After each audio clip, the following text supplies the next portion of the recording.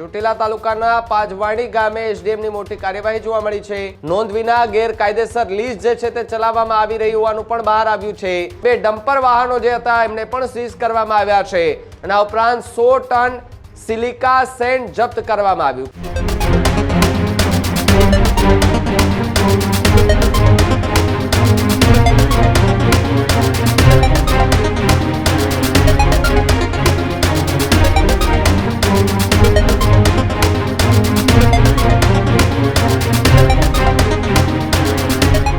સમાચારોમાં આગળ વાત ચોટીલાની કરીએ તો ચોટીલાના એસડીએમ જે પ્રાંત અધિકારી છે એમને ફરી એકવાર મોટી કાર્યવાહી જોવા મળી છે। ચોટીલા તાલુકાના પાજવાણી ગામે એસડીએમની મોટી કાર્યવાહી જોવા મળી છે।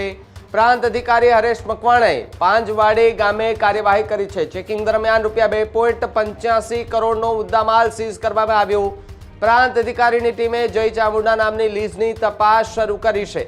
તપાસમાં લીઝ સંચાલકના અનેક ગંભીર ગેરરીતિઓ જે છે તે સામે આવી ત્યારે લીઝ ધારક દ્વારા કોઈ પણ પ્રકારના ચોપડા કે નોંધ જે છે તે રાખવામાં ન આવી હોવાની વાત સામે આવી રહી છે।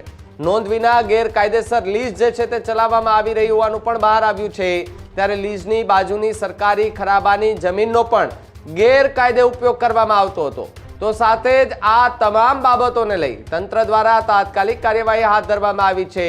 ત્યારે સ્થળ પરથી કુલ 2 ક્રશર પ્લાન્ટ જપ્ત કરાયા, સાથે જ એક હિટાચી મશીન, એક જેસીબી મશીન સીઝ કરાયું, ઉપરાંત એક લોડર અને એક ટ્રેક્ટર જે છે તે પણ કબજે કરી લેવામાં આવ્યું છે ને એ પણ કમ્પ્રેસર સાથે ટ્રેક્ટર રાખવામાં આવ્યું હતું। તો બીજી તરફ 2 ડમ્પર વાહનો જે હતા એમને પણ સીઝ કરવામાં આવ્યા છે અને આ ઉપરાંત 100 ટન સિલિકા સેન્ડ જપ્ત કરવામાં આવ્યું। કુલ મળીને 2.85 કરોડનો મુદ્દામાલ જે છે તે હાલ એસડીએમ દ્વારા જપ્ત કરવામાં આવ્યો છે અને કાર્યવાહી અત્યારે હાથ ધરવામાં આવી છે।